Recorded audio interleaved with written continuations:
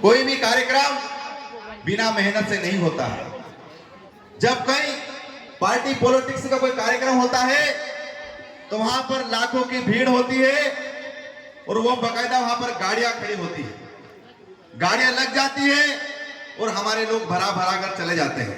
लाखों करोड़ रुपए खर्च होता है वो कार्यक्रम के लिए, लेकिन हमारा एक ऐसा आदिवासी कार्यक्रम होता है जहां पर हम लोग चंदा करके 1-1 रुपया 2-2 रुपये इकट्ठा करके ये कार्यक्रम का आयोजन किया जाता है और उसमें बहुत मेहनत लगती है ताकि उस कार्यक्रम से आप लोग कुछ सीख के जाए, कुछ लेके जाए।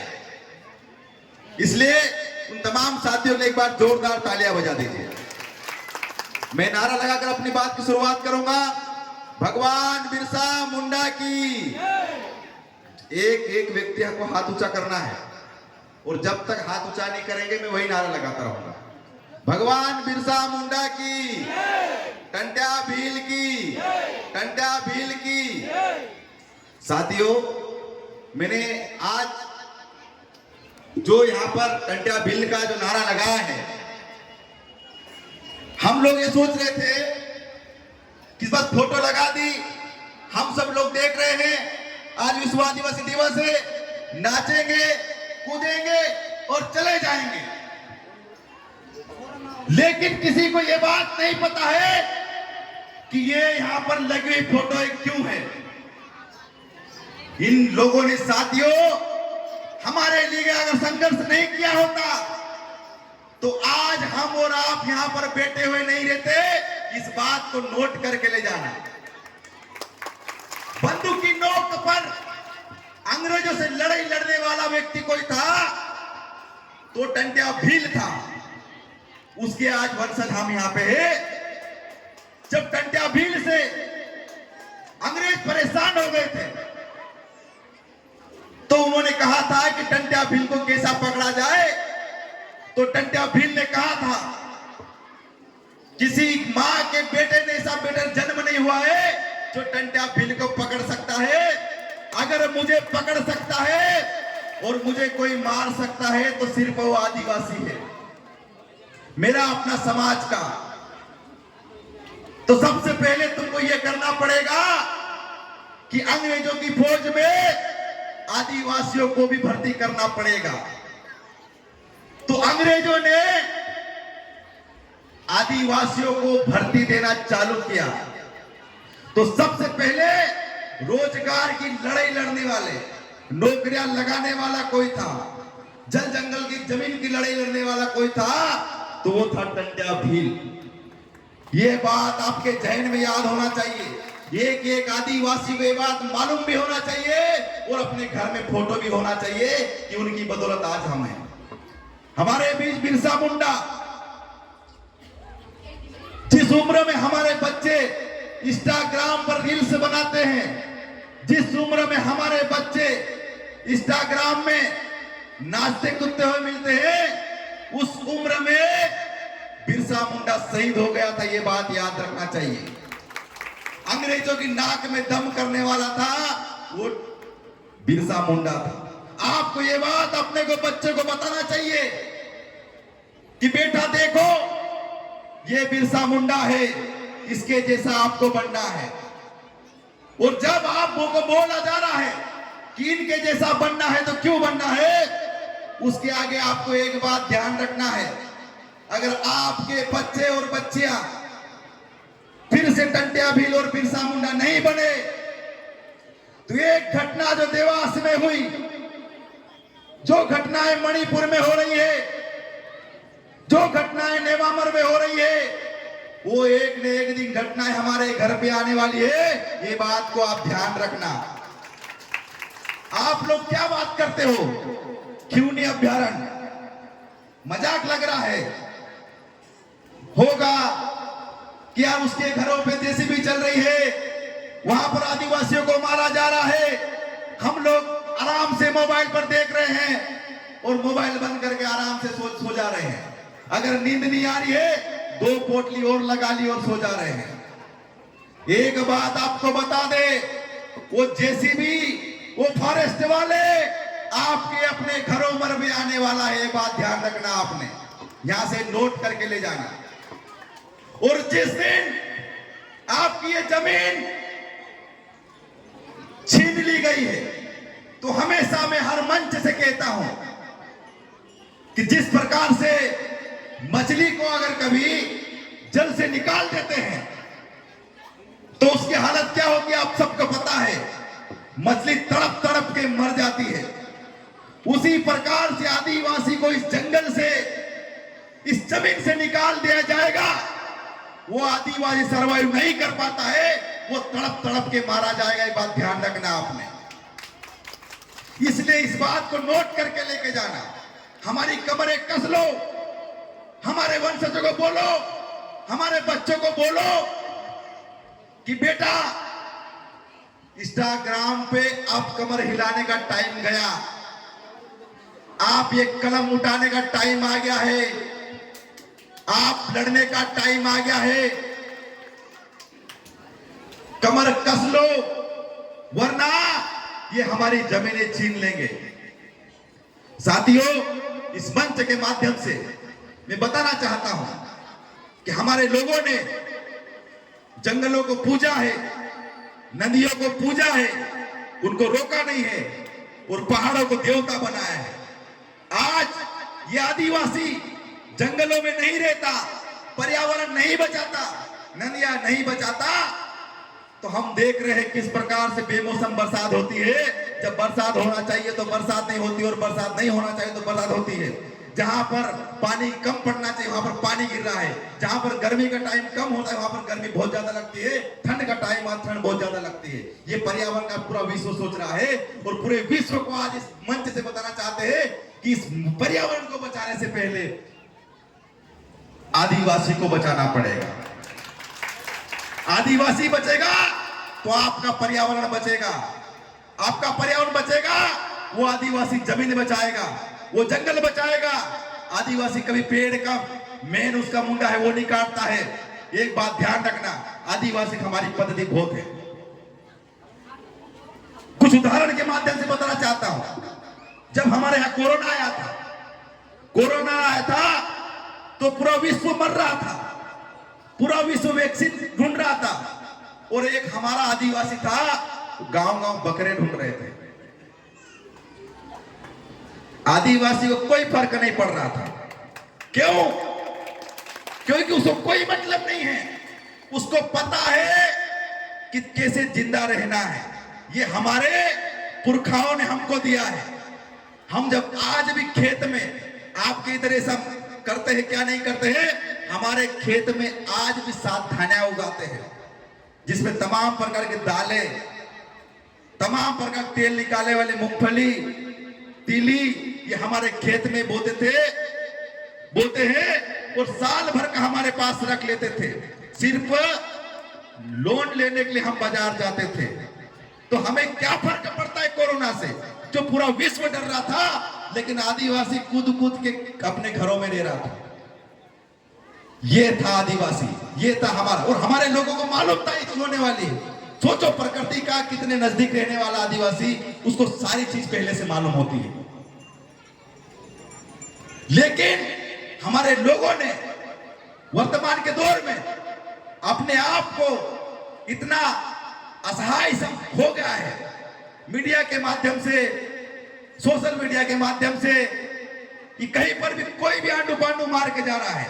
उनको बता देना चाहता हूं साथियों कि आदिवासी आंडू पांडू नहीं है, इस देश का मालिक है। और आप घरों की दीवारों पर लिख देना, इस देश का मालिक आदिवासी है। 5वीं 6वीं अनुसूची का आपको ज्ञान होना चाहिए। हमारी आदिवासी की जमीन कोई गैर आदिवासी नहीं खरीद रहा है, लेकिन वर्तमान में हम देख रहे हैं हमारे खिलाफ ऐसे कानून बनाए जा रहे हैं कि हमारी जमीनें भी कोई खरीद रहा है। इनको विकास चाहिए, डैम बनाना है आदिवासी की जमीन पर, फैक्ट्री लगाना है आदिवासी की जमीन पर, शेर पालना है आदिवासी की जमीन पर। अगर तुमको शेर पालने का इतना ही शौक है तो कोई ना कोई मंत्री अपने घर में पाले, आदिवासी के जमीनों पर ही क्यों? ये बात आपको ध्यान रखना चाहिए। साथियों, मैं आपको एक छोटी सी कहानी बताता हूं। एक बार क्या होता है, शायद मैंने पिछली बार बताई होगी तो आप किसी साथियों को याद होगा। मैंने कहा था एक बार एक गडरिया जो आता है ना, भेड़ चराने वाला, वो अपनी भेड़ होन को लेकर जंगल में चला।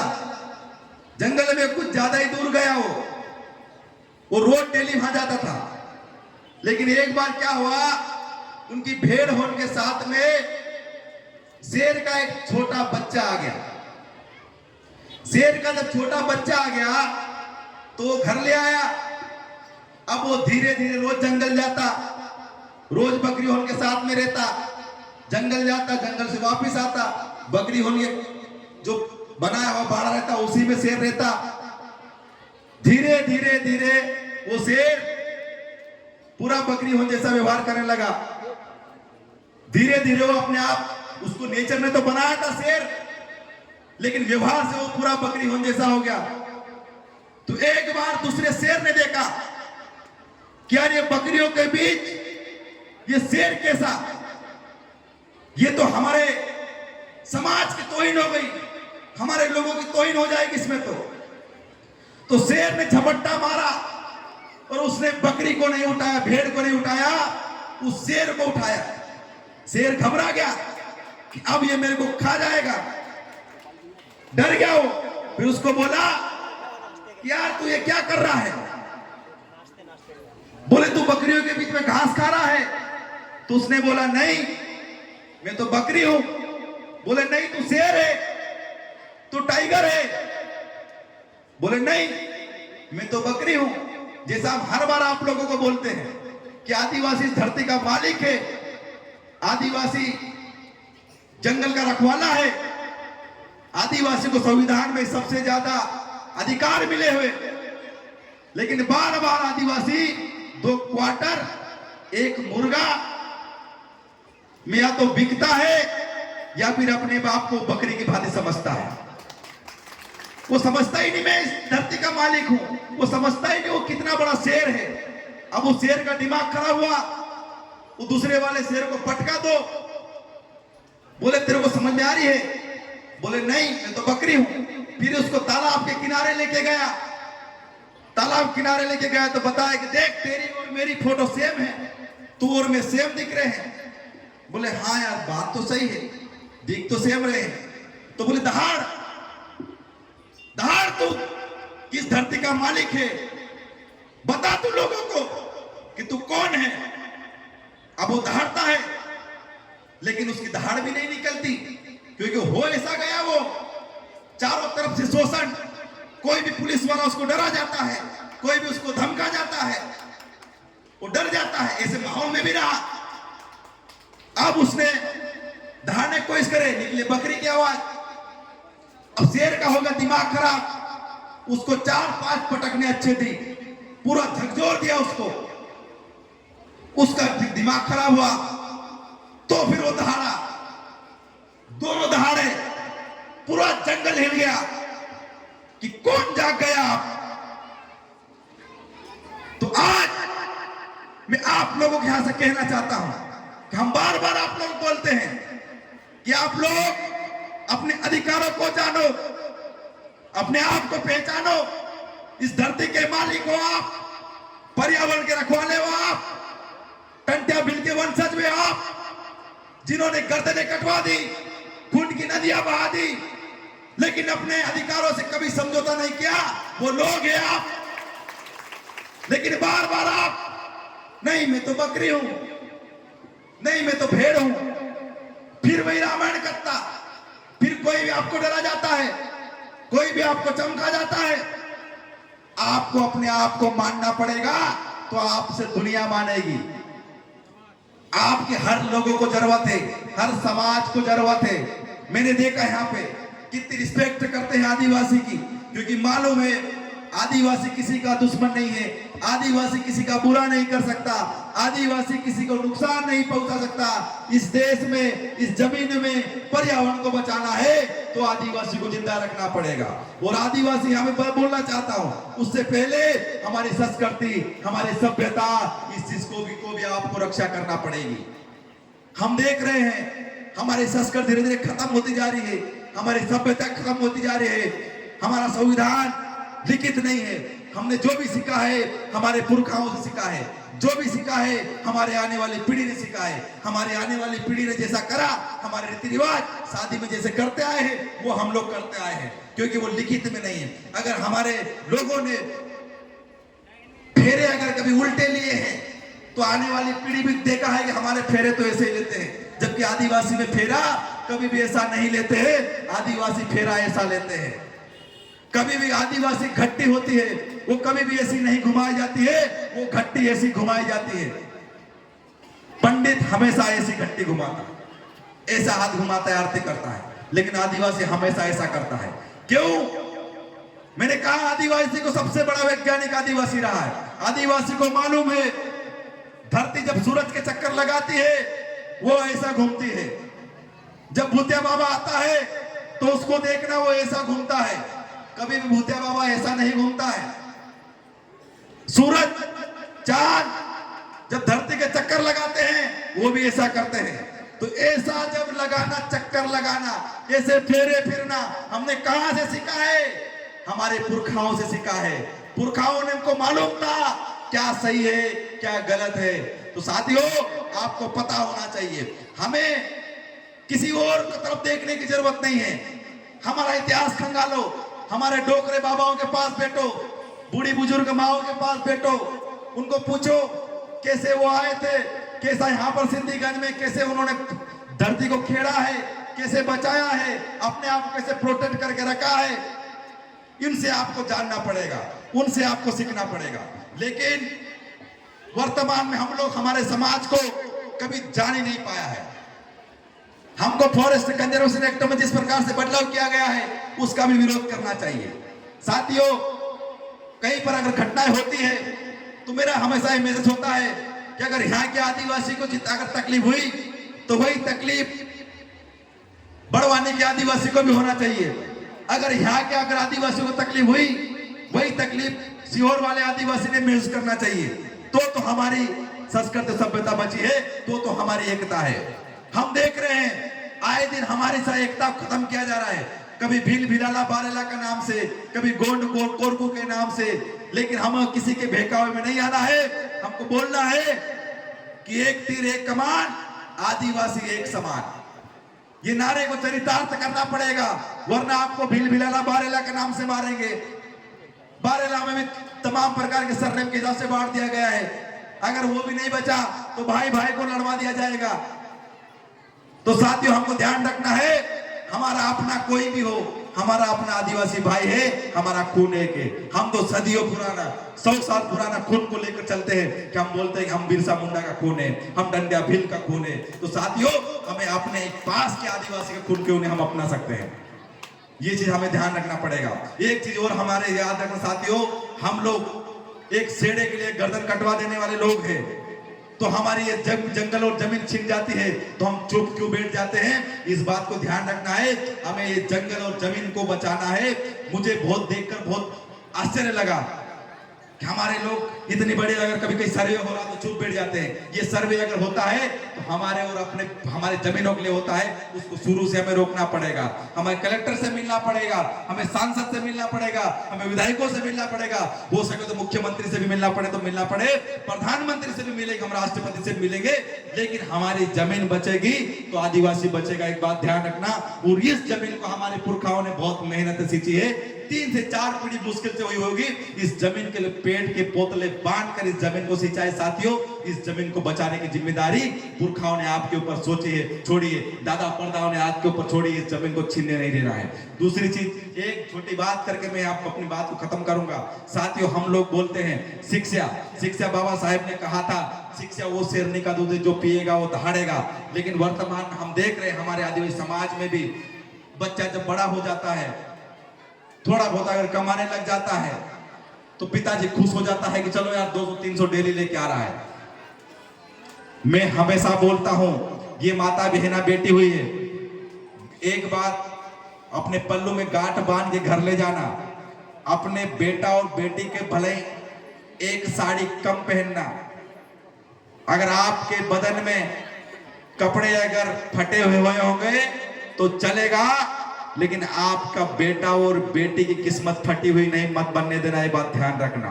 अगर आपने जरा सी लालच में अगर आपका बेटा और बेटी को नहीं पढ़ाया तो समझना आपकी पूरी जनरेशन वहां से अनपढ़ की अनपढ़ रहेगी और वो जनरेशन पूरी बिकती रहेगी, टिकाऊ नहीं रहेगी। शिक्षा आपका बहुत बड़ा हथियार है। भले आपने एक टाइम खाना कम खाना, एक रोटी कम खाना, लेकिन अपने बच्चे को स्कूल जरूर भेजना, अच्छी से अच्छी स्कूल में भेजना, अच्छी से अच्छी उसको शिक्षा देना। क्योंकि आपके बच्चे का कंपटीशन एक तरफ एसी में रहकर काजू बादाम खाने वाले से है और एक तरफ कंपटीशन होगा जो पहले दिन भर बकरियां चराता है, 11 बजे आता है, स्कूल जाता है, फिर 4 बजे बकरियां चराता है, पानी टपकता है। ऐसे माहौल में पढ़ाई करने वाले बच्चे से है। तो भले आपके पास पैसा नहीं हो, लेकिन अपनी इस जनरेशन, आने वाले जनरेशन में ये खर्चा जरूर करना साथियों। तो मैं अपनी बात को यहीं पर विराम दूंगा। मैं नारा लगाऊंगा, लड़े